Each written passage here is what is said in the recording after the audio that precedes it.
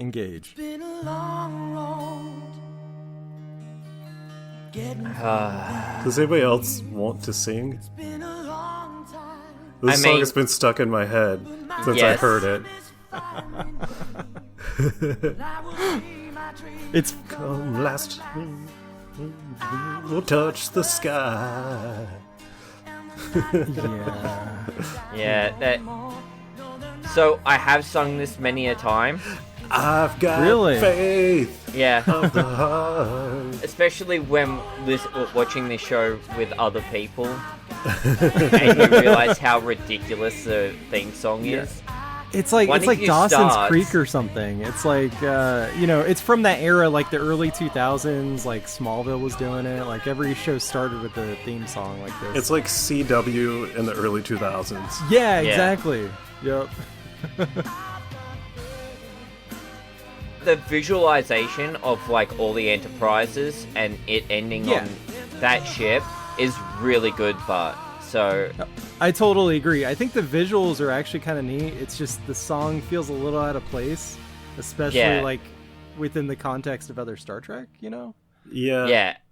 Especially with like how I don't think any other show really does that, do they? With the lyrics. No, I don't think so. I mean, no. Okay, so the original series originally was intended to have lyrics on the theme song, but luckily that didn't happen because they were terrible. Did you know about this? No. Nope. We should Google that shit. So yeah, welcome to Too Young for This Trek, the podcast where we randomly watch Star Trek episodes out of order with someone who's never seen it before. I'm Erik. I'm MC. I'm Tyler, and I'm the one who's never seen it before. This week, we're watching Star Trek Enterprise, Season 2, Episode 12, The Catwalk. Also known as Hurricane Season. Do you smell smoke in here? Or, Ensign, take the wheel. Also known as Shelter in Space. Yeah, that was the one Troy had came up with, but Troy's not here. He's deserted us. Whenever that scene comes up, I want to talk about it and how ridiculous it is. The scene where they're cooking? Yeah. Okay. So, before we get into the actual show, we should probably ask, what are your initial thoughts, Tyler, on this series? Oh, okay. So, with the theme song, it's super catchy. Like, I get that it doesn't fit, and I agree with that. Like, it's really weird that, like, from what I've seen so far, Star Trek kind of has like similar openings. Mm-hmm. And then this one, they're just like, no, let's not do that. Let's make this modern. And it's real weird. I do like the like video part of the intro, how they're showing like the evolution of like space from like what we're seeing to Star Trek. But I feel like there's a huge leap in there. Like they show like a rocket going off, and then they're like, here's the Enterprise. So that rocket is going to come up when... Mm-hmm. Oh, wait, are we going to have...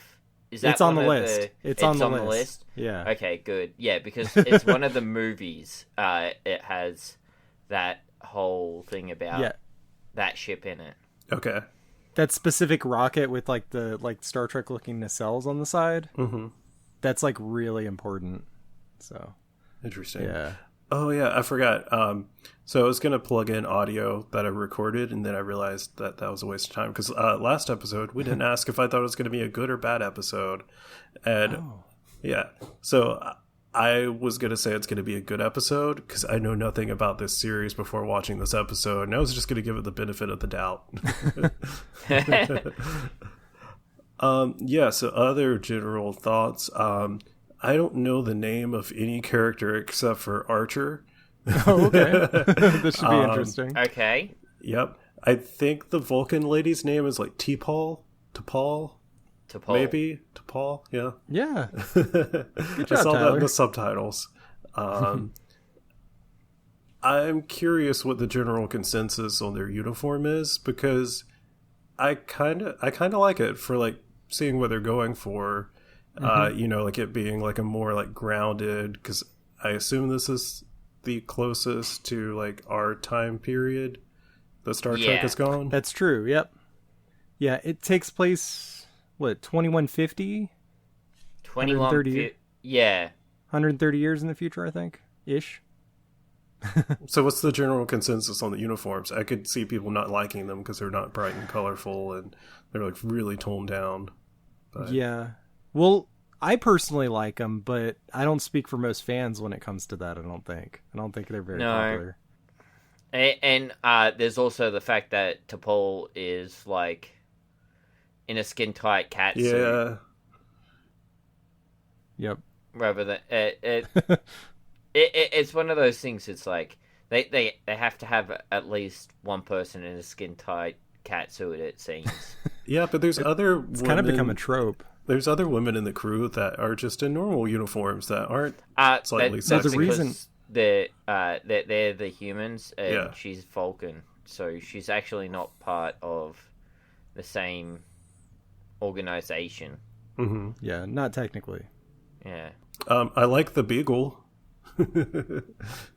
Oh yeah, Archer's dog. Yeah. Porthos. Yep. I think. Yeah. Oh, I saw that name, but I didn't know who they were referring to. Yeah, it's the dog. So yeah, back to what you were saying, Tyler, I really do like the fact that a lot of this show, it's sort of bridging the gap between our world and, the Star Trek future. So, there's some cool things with that. But what's funny is sometimes that makes it look even more dated, even though this show was pretty recent, the fact that like you'll see some of the monitors and stuff and it's like, looks like a model from like 30 years ago.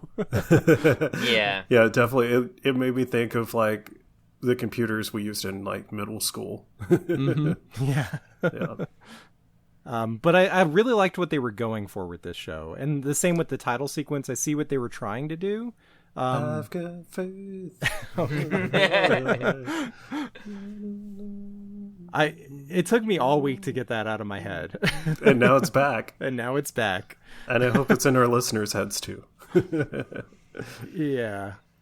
So a lot of fans are not big on this show, but I kind of like it. It's, there's a lot of not so great episodes, but overall, I think it's underrated, I would say. There's some really good episodes, but especially when you get like into some of the T'Pol stuff and a whole bunch of stuff goes down on Vulcan. Yeah, they do a lot of world building in this show, like really built up like the mythology of some of these like species and stuff. I don't know how much we want to give away about like the storyline here of the overall series, because we're just talking about this episode. Yeah. One final thought is I thought it was interesting that the other series we've watched, there's been like people with different accents, but they're like, foreign to the U.S. But this one, there is a guy that sounds exactly like George W. Bush. I caught him throwing a barbecue next to a plasma manifold. Now, I understand we're explorers. We're supposed to keep an open mind about different cultures. But these guys are driving me crazy. Do you know his name? Was it remember Turner? Or was that a different person? That's close. Tucker? That's close. There. Yeah. Is it? Yeah, Trip. Yeah. Trip? Tucker. Trip. Tucker's his Tucker. last name, I think. Yeah. Okay. Yeah. Yeah. Do you know where he's from? I don't know if they I'm said assuming in the episode. Texas. Like, he has to be from Texas, right? He's actually from Florida. He's from Jacksonville. Really? Are you serious? I'm 100% serious. What accent is that? Like, that is a Texas accent. I know. It's kind of like how Picard's from France but has a British accent. It doesn't make any sense. Yeah. I mean, I guess times can change in like 130 years. I don't know. I mean, he might have lived all over the South, but there's this one episode, which I think's on the list, where, like his home is... It's a whole thing. We'll get to that one. I wonder what Jacksonville looks like in the Star Trek future. That's a spoiler. Is it actually shown? It's just Jacksonville, left but of there's it? there's flying cars now. Yeah, basically. It's not underwater? Do we want to tell him, MC? We fixed the environment. It's fine. We have. You're right. That's yeah, good. yeah, no, yeah. It has other problems, but we'll get to that. But the polar ice caps are okay? Yeah. Yeah. No, they We fixed fixed that. all Oh, that. sweet. Yeah. Yeah. Just alien invaders you got to worry about now. So I guess we should talk about this actual episode. Yeah. Yeah. All right. So let me pull up my notes here. We're gonna actually try to be like professional about this. Anytime there's like an awkward like silence or like someone's doing something, I'm just gonna be singing that song. Oh, do you want me to do like a quick overall summary, or are we Oh just yeah, jumping I'm right supposed into it? to. I'm supposed to do like a. What is this episode See, about? this is why we need Tyler? Troy. Yeah, it's normally Troy who's asking Tyler, what's this episode? What's this one about? Yeah. So Tyler? what is this one again, Tyler? So this is the one where Archer and crew have to huddle down in the catwalk to hide, like to protect themselves from a isotopic storm that's basically like beautiful radiation. Apparently, that's gonna get them. Like they needed to be going warp 7, but they can only go warp 5 to outrun it. So they're just gonna hang out. Yep.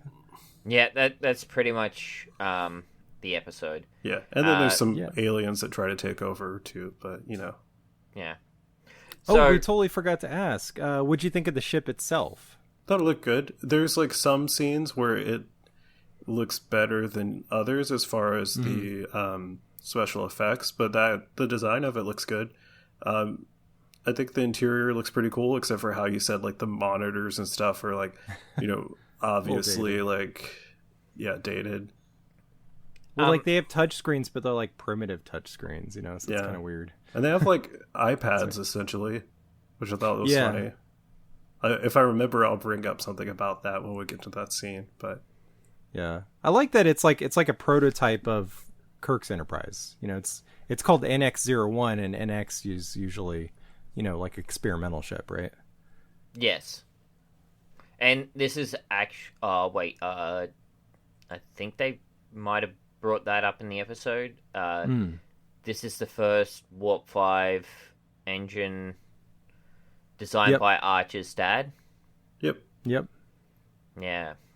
So that's the experimental one. It's the first Warp 5 human ship, essentially. Tyler, Uh-huh. if you were going to design and build a ship in space like they do in Star Trek, do you think they would look like the ships that they have designed in Star Trek? Probably not. What I've seen in like classes I've taken, like the designs, or like not necessarily in the classes, but in the books, like they'll have like some like ideas, and it's like kind of the ones where they like send up like a bunch of like modules and they like connect by like tubes, you know. I don't Yeah. really know how to explain it good, Like but the yeah. International Space Station. So- Yeah, and they're basically spinning to like make like artificial gravity. Artificial gravity. Yeah. Essentially, that's the idea. But in Star Trek, of course, they have some mechanical way to make artificial gravity. Yeah, they mentioned it in this episode, something about Yeah. like plates, gravitational plates. Yeah. I think they use gravitons, which we don't even know if are a real thing. I don't think, like in real life. I mean, we Yeah. just don't know yet. Yeah. But some of the actual like designs for exploring ships, they would have to have thrusters on the back and the front, I would think, because Yeah, there would have to acceleration, be, right? yeah, Because you have to slow down, and So, nothing's stopping you without that friction. Yeah. yeah, and that's always the big thing with Star Trek ships. It's like how they're getting propelled forward and in reverse is from the same direction, and I've always found that weird. Yeah, it could be the deflector dish, although I don't know if this ship does have one. Oh, no, it does. It has a little tiny one. Yeah, but it's still really weird. Yeah, it is. All the engines are on the back. There's like little thrusters sometimes on like different parts of the ship. It's really funny. Yeah, they also make them like aerodynamic, but you don't need to be aerodynamic in space as far as I'm aware. That's why like a Borg ship makes as much sense as anything else. You know? Yeah, just a big old cube. Yeah, exactly. And also, like, the placement of the bridge on any of these ships doesn't make any sense, because it's, like, the most vulnerable spot. You would think it'd be, like, in the interior of the ship, you know, where it's, like, well protected. Once again, the Borg are on top of that shit with that. I think it's interesting that the Star Trek ship designs basically look like a flying saucer with a tail. Yeah, with, like, rockets attached. Yeah. Okay, so what's Act 1? So the episode opens with, you know, Captain Archer and his crew. They receive a hail from this alien vessel asking permission to come aboard to shelter from the neutronic storm. And then we have that lovely, you know, title sequence. Yeah. So another thing that happens in the teaser is we have... Oh, yeah, I misread that. We have Archer and Tucker like looking really forward to getting down to this planet because it's got like, I think, like 4 days of sunshine or something like that. So they're like, we're gonna have all this time for activities. We can go rafting. We can go camping. We're gonna have a good time. But nope, they're gonna be in a small cramped space. Yeah, they're heading back to the Enterprise from the survey mission, I guess. I think they were preparing to do the survey mission. They haven't done it. They were going to go down onto the planet and do the survey mission, and that's when the storm rocks up. Yeah, so they get this message from these aliens, and it turns out that this storm is heading towards them that they hadn't even registered. Apparently, it's moving at warp 7, and their top speed is warp 5.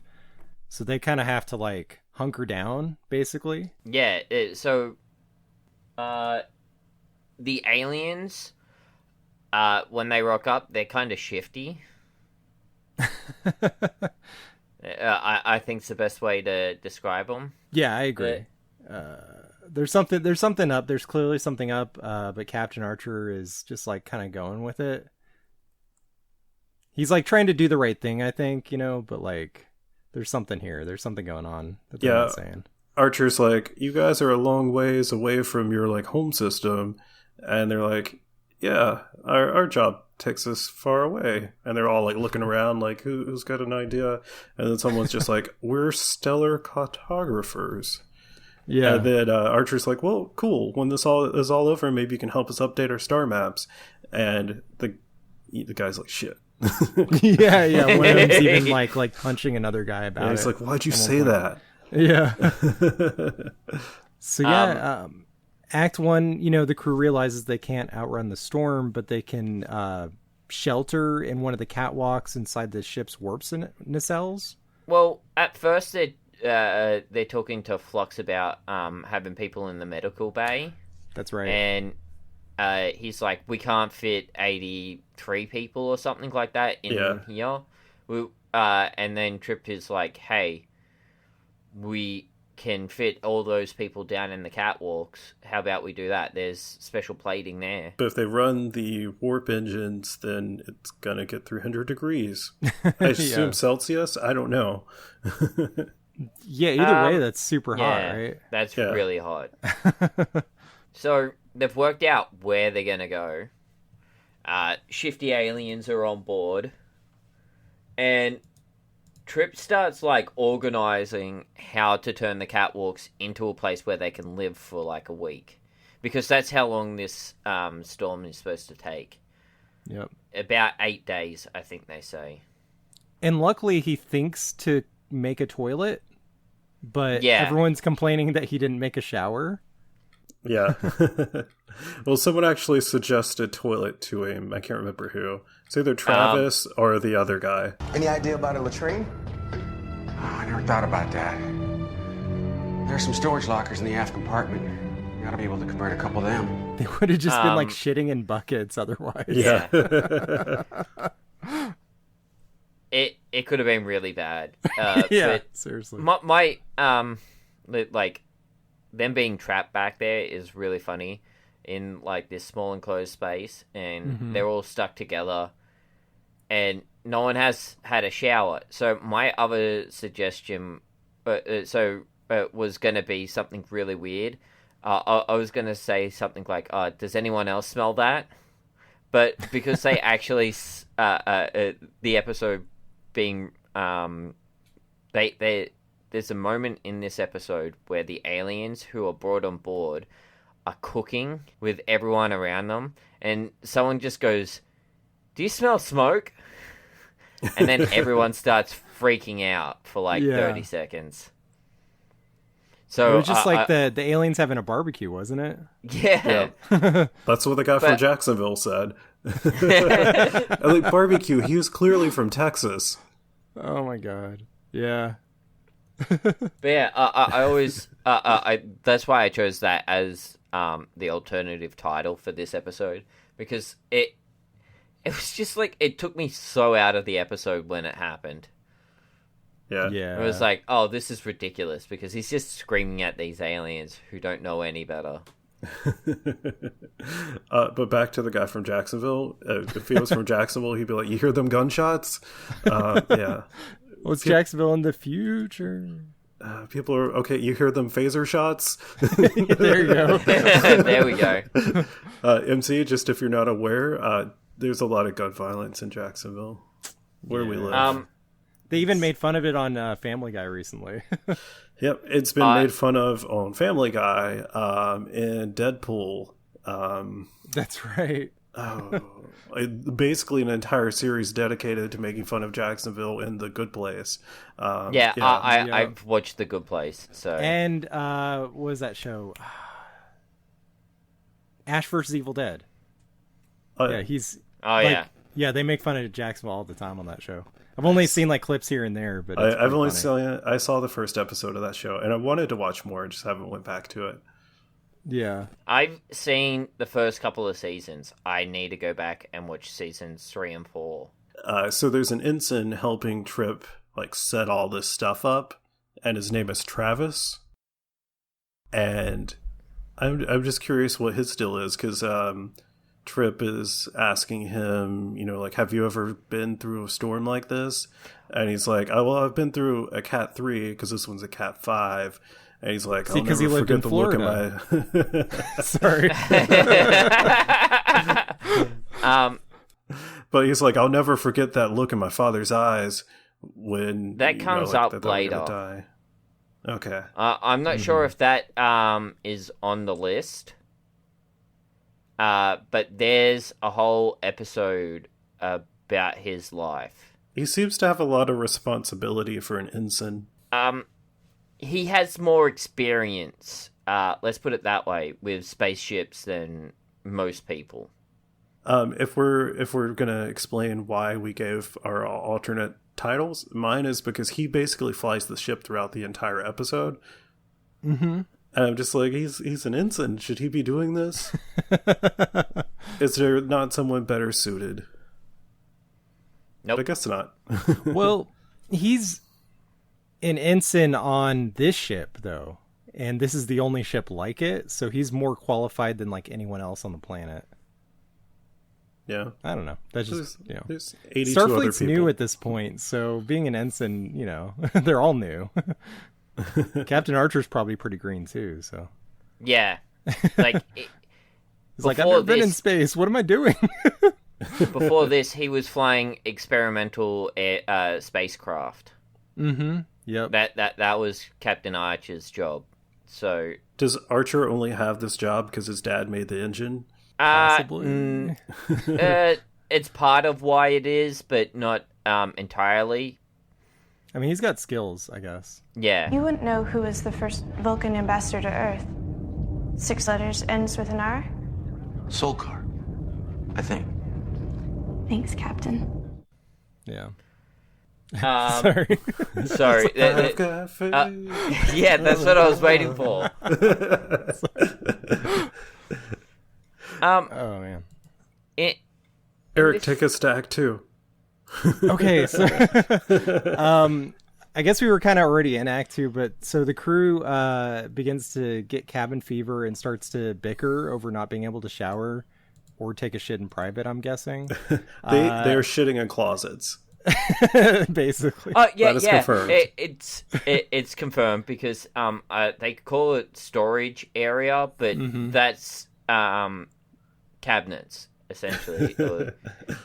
So So- I think like cabinets in Australia are different than cabinets in the US, because like when you say cabinets, I think of like what's in a kitchen.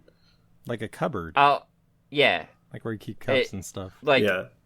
I'm imagining beforehand it's floor to ceiling, but there's just shelves in there, and you have like the doors that open up. But on these ones, it would probably just be one door.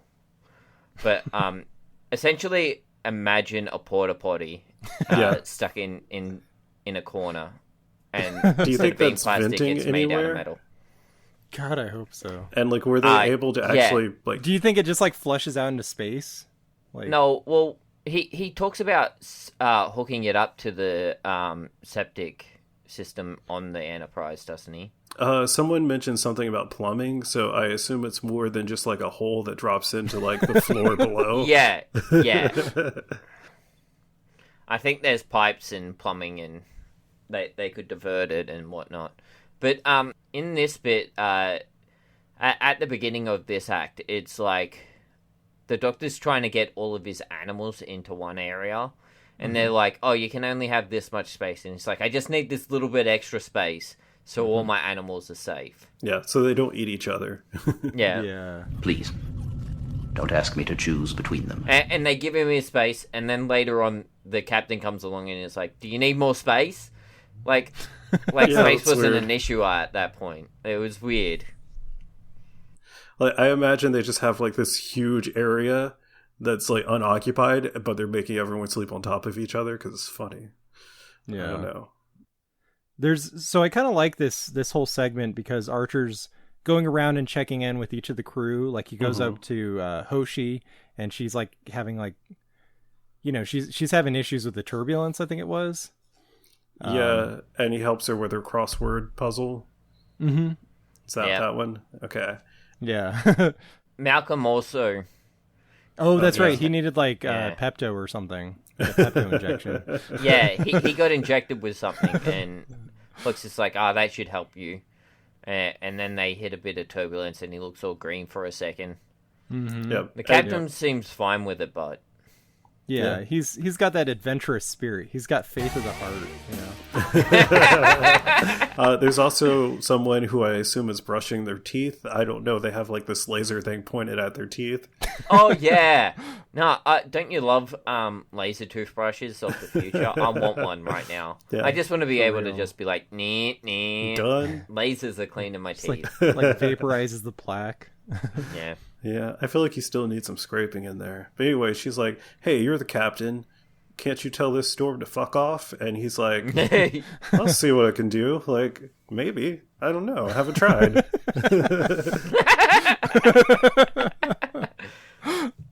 There's also T'Pol and Archer have a moment. She's like reading something, and they have a conversation. He's watching like volleyball, but it's I think it was- like in a pool. It looked like a water Polo. lacrosse. Oh, yeah, water polo. That's what I meant. Oh, okay. That's what I was Yeah, saying. yeah. Yeah, he was getting really into it. Yeah, they look like And a then- married couple. Like, like each of you is like on your phone. And it's like, is this They have bothering separate you? beds. Yeah. Yeah. It's like a little bit. And then she Yeah. was looking at her phone also. It's very passive aggressive too. Oh. Is this bothering you? Only slightly.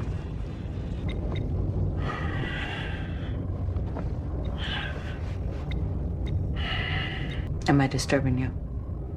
Only slightly. So we'll be back with more after this commercial break.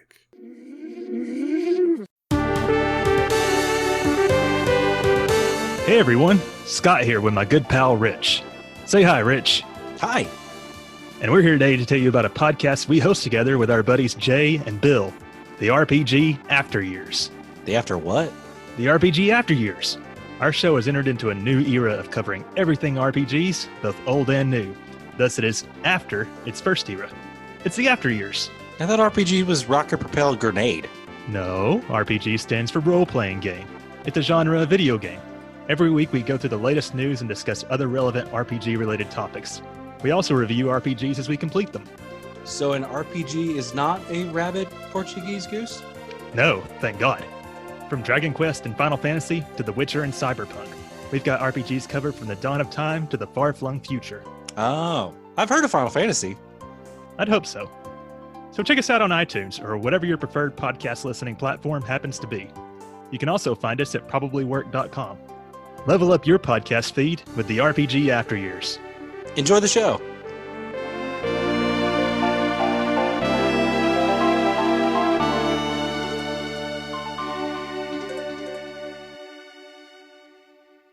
Hey, it's just dropping in to say thanks for listening and to remind you to like and subscribe if you're enjoying the episode. Just so you know, we are also available in audio form only on pretty much all of the podcast apps. Now, back to the show. And we're back. Hey, guys. Sorry, that was dumb. T'Pol and Archer are kind of like bickering a little bit like a married couple. Mm-hmm.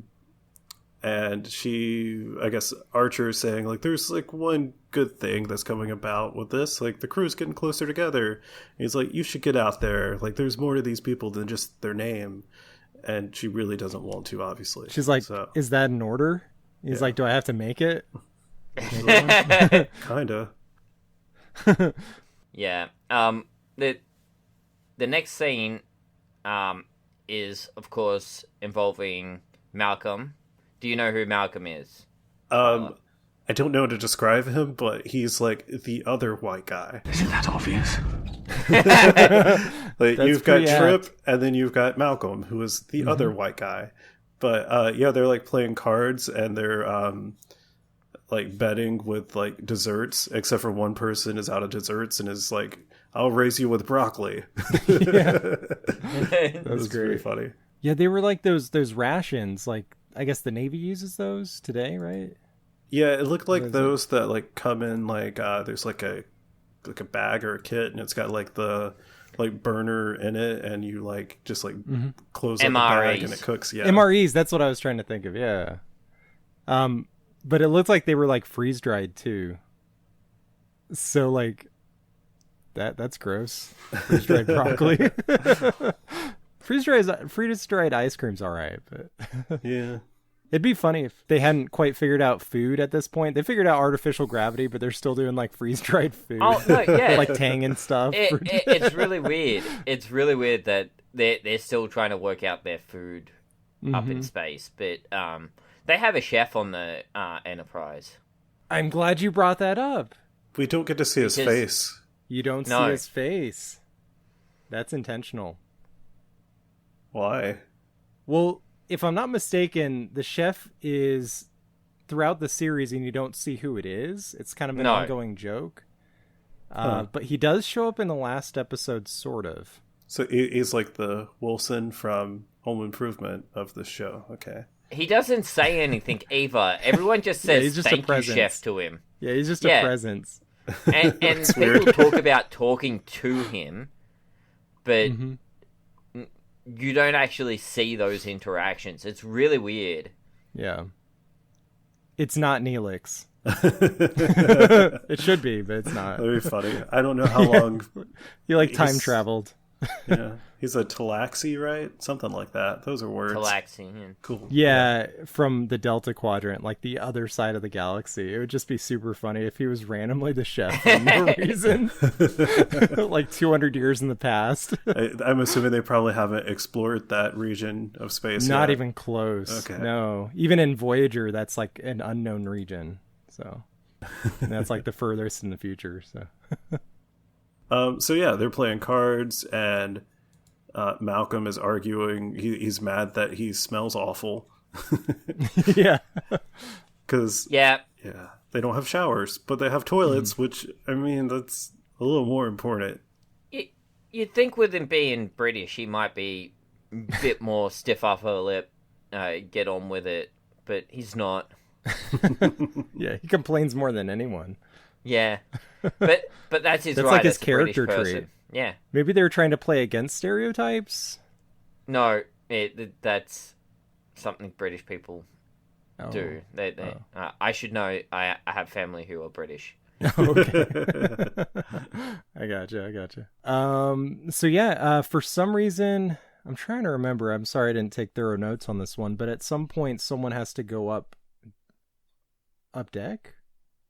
Oh, that's what it was. It was okay. So they have to investigate a glitch. Right? First, what happens is the smoke scene. The aliens are cooking over a fire, essentially, over a conduit that they're like, hey, you could explode that and kill all of us. I hope you know. Stop what you're doing. And the aliens are just like, we're having trouble digesting your food. So we decided to have a barbecue right here. These aliens without suck. asking anyone. Yeah. And you can kind of tell that they don't know anything about ships, or they might not have, started a fire right there. Can we talk about the design of these aliens real quick? Okay. They're just humans with, like, ridges under their eyes, and that is it. Yeah.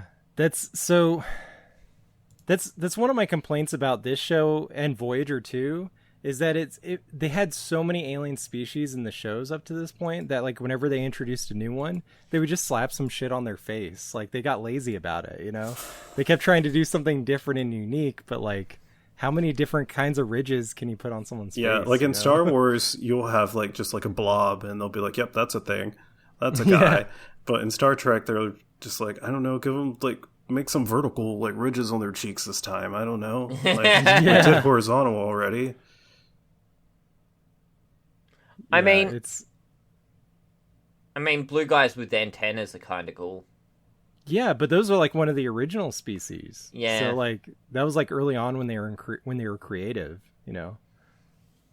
They, yeah. But it's so weird, especially. It's also like, very low budget. Yeah. Like all the Klingon evolution and de-evolution and the story behind all of that stuff is really funny. Mm-hmm. Oh yeah, definitely. Sure. Yeah, I can't wait to get into some of that. Yeah. Tyler has no clue, but no, it goes deep. Man, he's seen Discovery, but I've seen the first episode of Discovery, and I was like, those Klingons look weird. Yeah. Spoilers for the stuff I'm recording for that. Yeah. Yeah, I don't even know where to start with that. I guess we'll wait till we get to a Klingon episode. But yeah, but they look differently a couple different times. That's not a new thing that the Klingons look totally different. No. And so these aliens just have the ridges, but the ridges all look different, and I thought you would have seen these aliens in Fleet Commander as well. I may have. Yeah, you attack them as part of the ships. Those are those guys? Yeah. Oh, okay. Yeah, you actually. That's why they're so low level, I guess. Because they don't even have Warp 5 engines.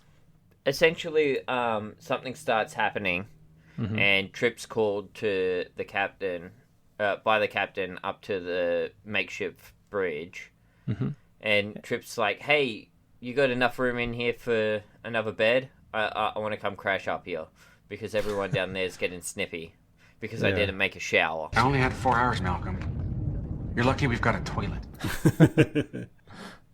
Yeah, the crew's not handling this lockdown very well. It's kind of relatable. Yeah, a little bit. Tucker dons an EV suit and he goes to investigate this glitch above deck. Yeah. That brings us to Act 3. So while he's up there, he hears some noises and he goes to investigate it. It turns out there's other aliens on board. They've been boarded by this alien military of some kind. Yeah, and I think he notices at that point that it's people of the same race as the other people. I don't know how he could tell, like, honestly. I couldn't see their ridges until they showed like a close-up, which they hadn't at that point. Yeah, it's all kind of dark in engineering, and they're messing around in some of the systems or something, and Trip is like, I'm gonna get a phaser and get out of here. Mm-hmm.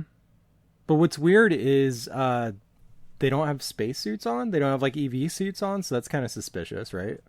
Yeah, especially since all the other alien guys are hidden down in their hold. Mm-hmm. Do you think this species of alien, they all look like men, or do you think they're sexist and like don't let women like enlist in their military thing? That would be interesting. That'd be a more interesting episode than the one we're talking about, actually. Yeah.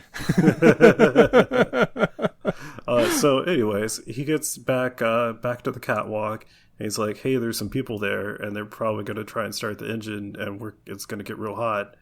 And also they look exactly like those guys, and so like then the doctor like checks them with something, and he's like, they don't even react to radiation. You would think that he would check that beforehand if that's something he could check. Maybe not. Do you think he just shot some radiation at them? And he's like, they didn't even get a little bit of cancer. Not even a tiny bit of cancer. The alien captain is like researching the crew as well. It's really weird. Mm-hmm. It's like he's stalking their profile on their computers. Yep, he's reading all their Facebook profiles. Yeah. So yeah, this crew that's boarded, they're trying to commandeer the ship, and they found a shuttle in their bay that happens to be, the three guys who rocked up essentially, and they're like, oh, we're after those fugitives. But those guys already told Archer and the rest of the crew, hey, we joined up to the military thinking that it was going to be about, like, patriotic, like, protecting our planet, our home planet. And it turns out these guys are just out here being pirates and stealing ships. So we sort of ran away. Like Troy. Hey, if he didn't want to steal spaceships, he shouldn't have joined the podcast.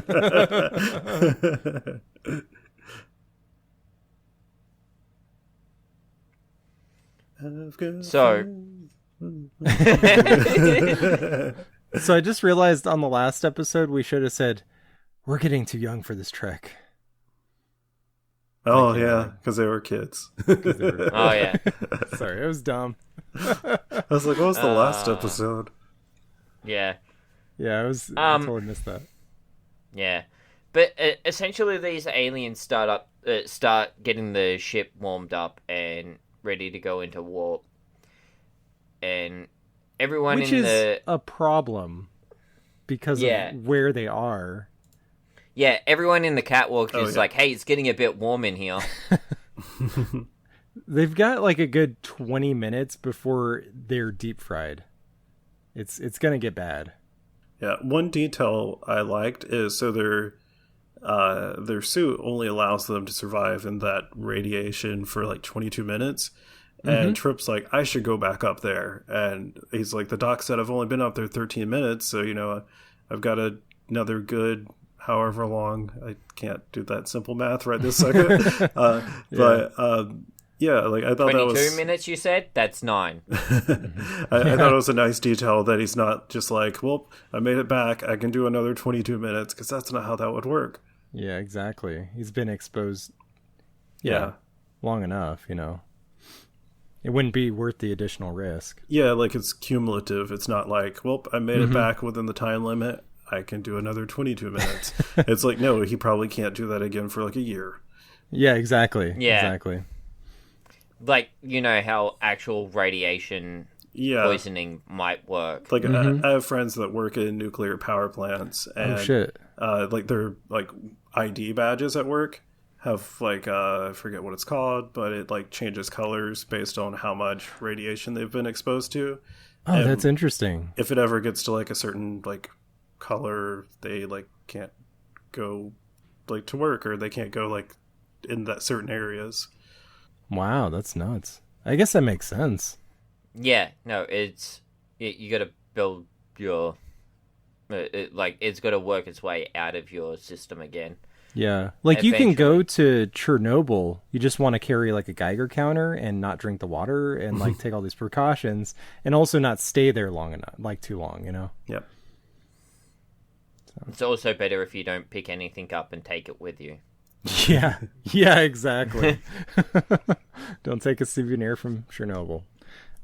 So I also like that they only have, 3 EV suits? Yeah, 3. I thought that was a nice little detail. I mean, it totally makes sense that they wouldn't have like one for every one of the crew, you know? Well, they have more, but they only brought 3 down with them. Yeah, they have more up deck. Captain Archer, Malcolm, and T'Pol all get suited up to go back up. Mm-hmm. Meanwhile, Travis is driving the ship. Yeah, the ensign. Mm-hmm. And it's a bit rocky. Who's too young for this trek. He does not know what he's doing. Oh, what's up? I don't know what MC's doing. I'm waiting. I'm waiting for Tyler to start singing again. Okay, so I have a question for you, MC. Yeah. Do you have like your monitor to your left? Because you keep looking back. Yes. And because you have a zoom background, it looks like you're trying to see if anyone's coming in from that door. No, he's embarrassed to be podcasting about Star Trek. I've actually got you guys to my right, and my monitor is to my left. Okay. And then even further left is my TV, which is over in that general direction. Yeah. My arm's disappearing. Because you look like this. You're like... Yeah. It's like I hear someone out in one of the turbo lifts behind me, and I'm just coming. It's great. You're like, oh no, they're going to catch me podcasting on the job. On the bridge. Yeah. Yeah, not just on the job, but on the bridge. And it's like, are they going to catch me? Yeah. No, they didn't stop on this floor. You're Travis in this scenario. Yeah. Yeah, who's flying the ship? Sorry, I can't stop thinking about it now. Oh my god. It's on autopilot, it's fine. Yeah. I forgot what we were talking about. Malcolm is Enterprise Season 2, Episode 12. I have to check my notes. Malcolm is going off somewhere to try and stop flow to the power somewhere, and T'Pol and Archer went to somewhere else to stop something else. I can't remember what exactly they were stopping. But essentially they're trying to shut down the engines so everyone doesn't burn to death. You know what they're trying to shut down? The catwalk. They're trying to shut down the dilithium matrix. There we go. Yep. Just something you have to mine for, right? Yep. In the game. Uh-huh. Yeah. I don't mind for that. Our system, the ships, have it as part of the drop, so I just go around killing as many ships in our system as possible and then fly back to my space station. And it gets me plenty of dilithium. Yeah. Stuff comes in handy, man. Yeah. Anyway, so Troy's not here to stop us from talking about our gaming. Yeah, that's what you're looking at that door for. You're like, is that Troy coming? Essentially, Farmville after they shut down the dilithium matrix or whatever, Archer gets on the comms and he's like, "Oi, get off my ship, or I'll destroy it." Yeah, oi. Archer has an Australian accent. That's awesome. He should have an Australian accent. No, I would just start swearing now, but that would make it more editing for Twilight. No, go for it. Yeah. Drop the Wait, C-bomb. no, we can do it on this show, right? Yeah. It's I can't get off my ship. I'll destroy it. Yeah. What do you think of that? I'll take us both down, mate. It's amazing. Yeah, and the alien's like, you're not going to do it. It's your dad's ship, or it's your dad's engine. You wouldn't do that to your dad's engine, would you? It's your dad's engine. This is the only reason you got this job is because I'll do whatever. I'm crazy. You don't know me. I love that Archer's like playing Die Hard, and he's like, oh yeah, he's acting like all like dramatic and shit, and he's like, my whole crew died. I'm taking you down with me. You're leaving me. No choice. I'll destroy Enterprise. He's like playing chicken with the ship, like like driving it right into a star or something. What's really funny is a plasma eddy. The plasma eddy. My bad. Yeah. His whole crew's fine. Essentially, they're just stuck, and he's bluffing the whole time. But yeah, the but what if that didn't work? That. Yeah, I know. Like they had to have had a plan B, right? Well, I mean, they were going into the plasma eddy anyway, so I guess he just kills them all. I don't know. Yeah. I've got faith of the heart. I don't know the other words. MC, come back. Yeah. So does essentially, anything else happen in this episode? No. The aliens run off thinking that the ship's going to get destroyed. They veer away in time, and then they have movie night, and T'Pol joins them. Yeah. They watch like this old Western, and T'Pol's like calling out plot twists.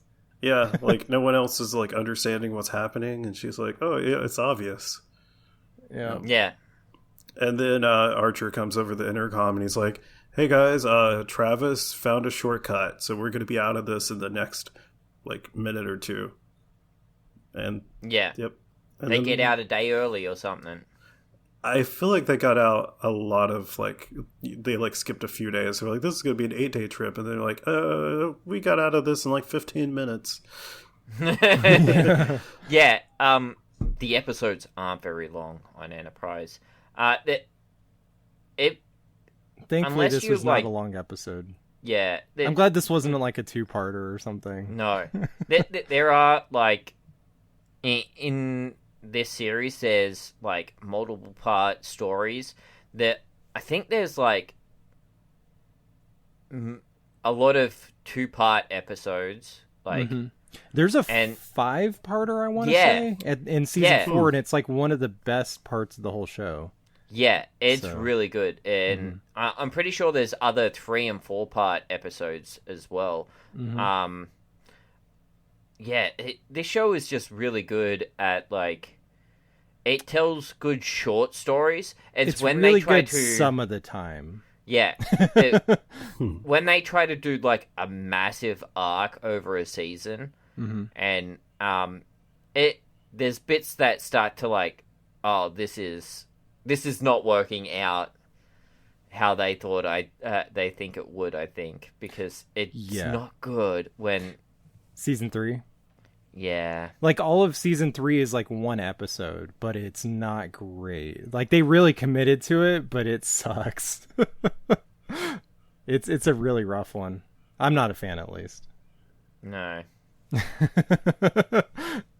I was trying to figure out how to put some of those episodes on the list, because without the context of the episodes around them, it was kind of like, I don't know if this will work on its own. It's like even worse, you know, because without knowing what's going on. Yeah, and if you don't watch them sort of in order, you get by the end, because I've actually accidentally done this a few times where I've stopped watching it for a while and I'll come back to it, and it's because it's in season 3 and I've stopped watching it. And you're like halfway through the season and you turn it back on and you're like, I can't remember what's going on. And you go back to start watching it from the start and you're like, I don't want to watch this again. Yeah, no, it's like, oh man, those first 2 episodes were awful. I don't want to watch the rest of the season. But I will say season 4 is amazing.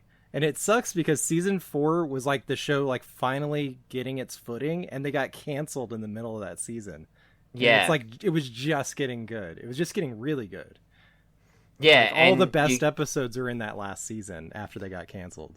Yeah, and you can tell that they sort of rushed a season into a half season because they wanted to finish the story.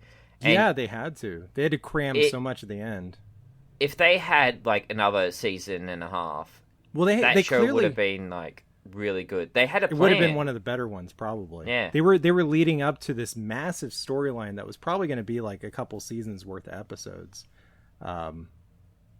which we still haven't gotten to that storyline. I guess like it's not really a spoiler, but they were leading up to the Romulan War, which has been referenced in like every series, and it takes place during this time period. It would have been like the next season. They were leading up to that, and we never got to see it, which is it sucks. Tyler, they covered it in the books, but do you know what this show leads up to? What happens at the end of this show? Oh, that's a good question. No clue. Then I won't discuss why the Romulan, like, another big reason for that, yeah. Yeah, we'll definitely get to that. Oh, man, I'm so excited. I'm not excited for this episode. I mean, I guess it's kind of obvious I wasn't a big fan of this episode, but I do like this show. There's some really good episodes in this show. I'm hoping we get a few more episodes of this sooner rather than later, and some really good ones. I'm hoping we don't get another original series for a little while. That's my big hope. Unless it's a really good one. Well, I've narrowed it down to 2 episodes for the next one, and I don't think either of them are going to be original series, but we'll find out after you can run it. One of you ask me some questions. Okay. Sure. Do we want to take turns on this? We'll take MC? turns, yeah. Okay. I guess I'll start. So, was Majel Barrett in this episode? I don't think so. I didn't hear a computer, and I don't think I saw her, and I don't know if she was alive. No, she was. No, she was not. I don't know. Did she do the voice of the computer in this series? Do we know that? I don't know. No, I don't think there's a voice of the computer. I think there's just a lot of beeps and boops. Yeah. Yeah. It's before voice activation. Was there tribbles? Nope. Correct. Unless the chef is a tribble. That's the reveal in the last episode. No, he was just one of those weird creatures from Cat Spa. Okay. Who was your favorite character? Do you have a favorite character in the series? I thought Archer seemed like a pretty interesting character. I liked his beagle. I don't know. Trip kind of grew on me. And knowing he's from Jacksonville, I'm curious to see where that goes. So I looked it up really quick earlier. His sister is from there. Oh. I don't know if that means he is. But he definitely has family that lives there. Okay. I don't know if it ever officially says. Maybe his family's originally from Texas, and his sister just moved to Jacksonville. I don't know. But like I said, it does come up in an episode, so we'll get there. Did any of the science or technobabble make sense? Surprisingly, yes. Like the radiation and stuff made sense. Like, yeah, like dilithium and all that. Like, not really. But, you know, like they made up like elements and materials and stuff, but the underlying stuff seemed to make sense. So, Tyler, was this a good, bad, or meh episode? So before I reveal my opinion, I think we usually do yours. The Twitter poll? The Twitter poll and your opinions. So, what do you guys think? I know Erik obviously wasn't a big fan of this episode. What about you, MC? Guys. It's meh. It's more bland than a lot of the episodes Enterprise can produce. Even the aliens were very bland. So yeah, that's kind of where I was at too. It was very meh, you know, like it wasn't bad. It just there wasn't a lot that was memorable.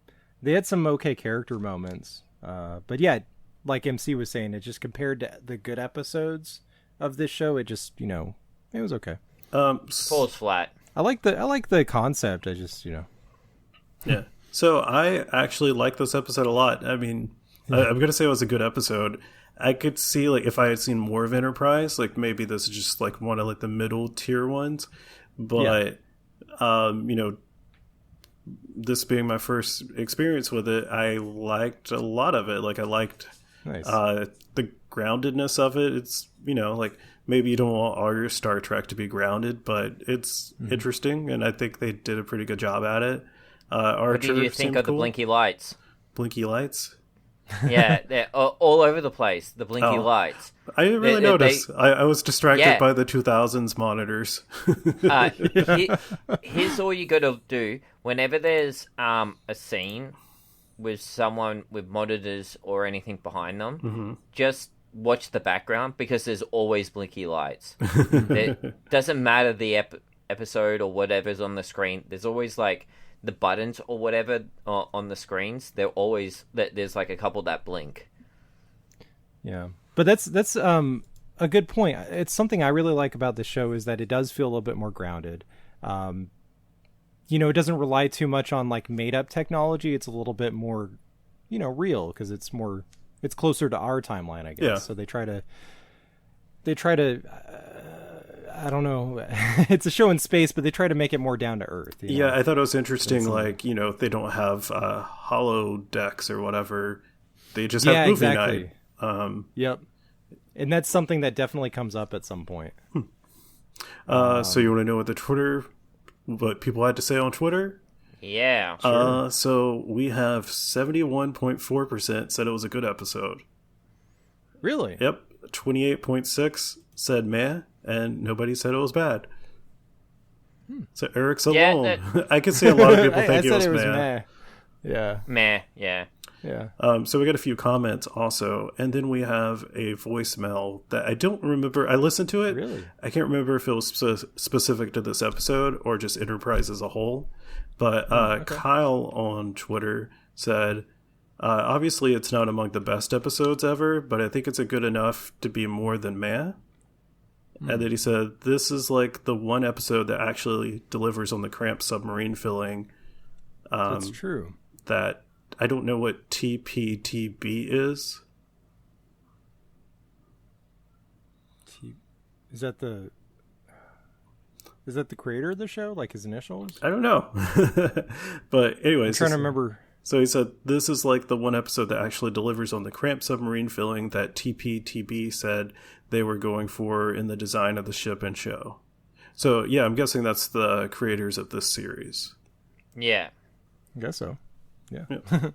Cool. Yeah. I agree. Our this voicemail is from, I believe his name is Rex on Twitter. Okay. Awesome. Hey, guys. It's PDX Rex from Twitter here.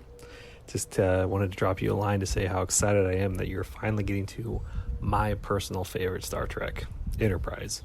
It has the greatest theme song of all of the shows. Until they ruin it. I don't know exactly what season you're going to get into, so you're either going to get the best or the worst theme song you'll ever hear in your entire life. Hope you enjoyed it, Tyler, on the first go through, and I look forward to hearing the episode. I'm just going to guess, because I haven't watched it yet, that this is a bad episode, because why would you get introduced to the greatest Star Trek on a good episode? Enjoy, guys. So thanks, Rex, for that voicemail. And if you want to leave us a voicemail, there'll be a link in the show notes. And so, yeah, the greatest theme song. I'm going to have to disagree with Rex there. I don't know if he was being sarcastic, but the song does change. I want to say in the last season, they make it a little bit more upbeat. And I actually like that version a little bit better. But that's just me. What do you think, MC? Do you think it gets better or worse? I think it does get worse. But that's only because I did watch this when it first started coming out, and the change was jarring. Yeah. Yeah, this is one of the one of the few Star Trek shows I actually watched as it came out. Like, it was like on UPN. I used to watch it, I think, after school. So yeah, you guys ready for me to pick the next episode? Yeah. Okay. Yeah. All right. Are you going to tell us what you're deciding between? Yeah. So, in honor of the fact that they were watching a Western for movie night, I decided to pick some that sound Western-y. Okay. And I didn't have a long time to like scroll through the list, so I just picked two. So we've got Fistful of Datas, which is actually the episode after the last TNG episode we'd watched. Yep. And then I picked the Magnificent Ferengi because it sounds like the Magnificent Seven. So I'm going to roll the dice and we're going to see what we get. I'm going to say above, let's see, 1 to 3 is going to be Magnificent Ferengi. Okay. 4 to 6 is Fistful of Datas. I know which one I'm hoping for. All right, we got Fistful of Datas. Yay. Okay, cool. Nice. Cool. Yeah. Okay. That one, awesome. The little preview I you saw looked like a blast. Like I think I just saw a screenshot, like the thumbnail on CBS All Access. I was like, that looks fun. Yeah. Oh, here we go. Okay. Yeah. All right, are you seeing YouTube? Mm-hmm. Okay. So I've got the trailer. So let's get into this. Yeah. I know Troy usually tries to find minute-long ones. Yeah. There's a fan trailer, but I guess we'll just stick with the 30-second actual trailer. Yeah. What is this? Oh, we'll get to that. No. That's on the list. Yeah. Okay. All right. Here is the trailer for A Fistful of Datas. Nice. Data's memory malfunction turns a Wild West fantasy into a real live shootout. Alexander? My God, you've been shot! Now, with only primitive defenses, can Worf stop a gang of murderous outlaws? Where have they taken my son? And with no escape, can he survive a violent showdown? There's a gunfighter out there who has the speed and accuracy of an android. On Star Trek, the next generation. It's ridiculous. Oh, yeah. I'm so excited. That looks like a fun episode. Yeah. Yeah. I agree. It looks like one. I hope it is. I'm going to say it's going to be a good episode. Yeah. I'm not allowed to say, right? Nope. No. Because you should basically already know. Mm-hmm. Yeah. No, I know. just asking to ask.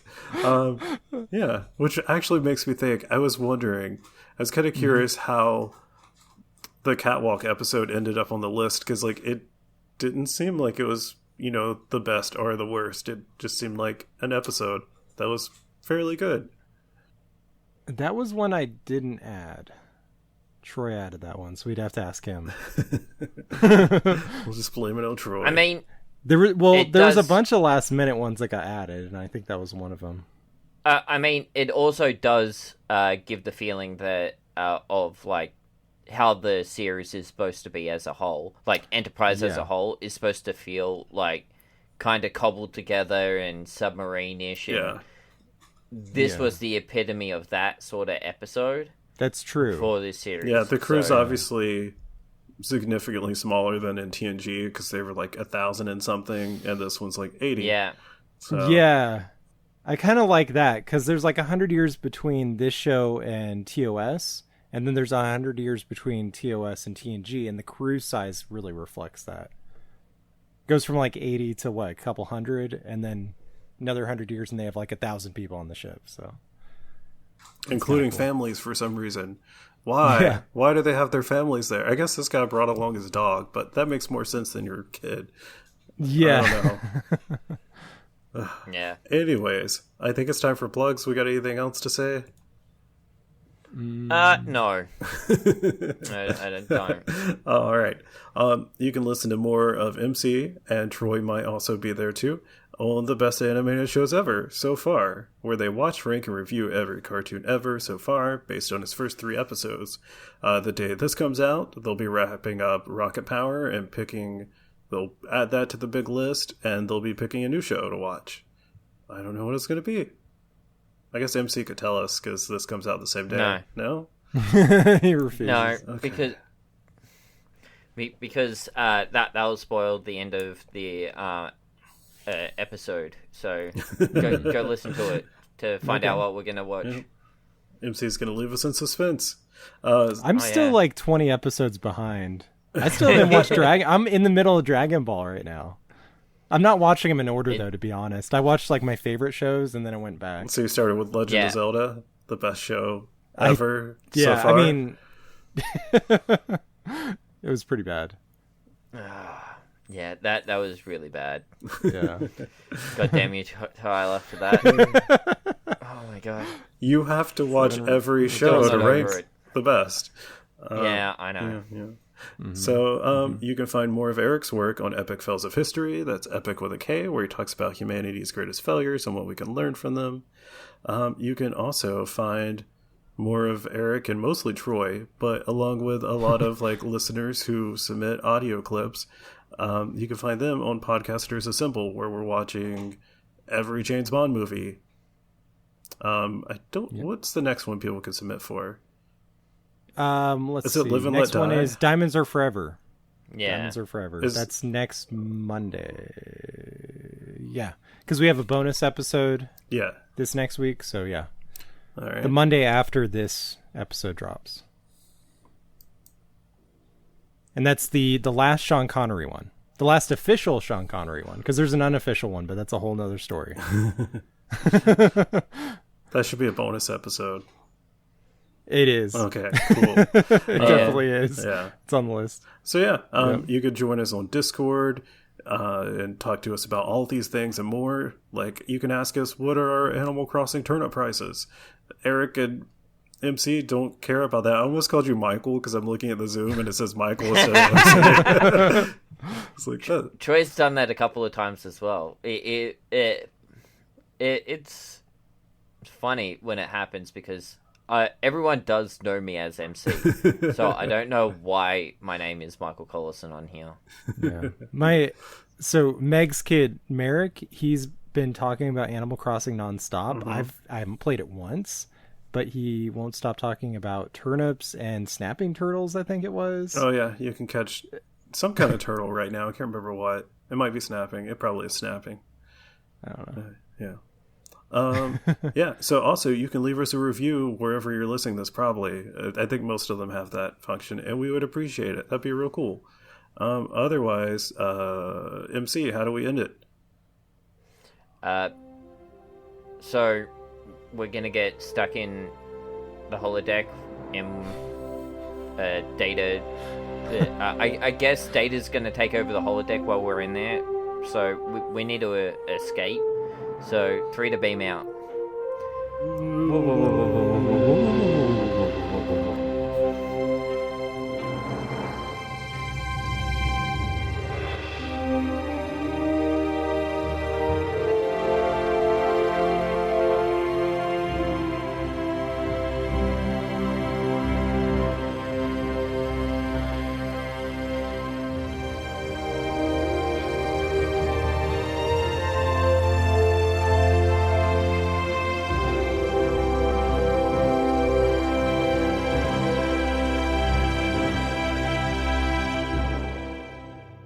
Okay. Let me know if you guys can hear this. It's been a long road. Yeah.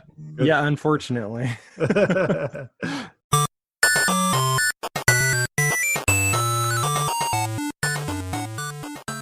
This has been a presentation of the We Can Make This Work Probably Network. Follow us on Twitter @ProbablyWork for more of our questionable content. Also, we have a website called probablywork.com.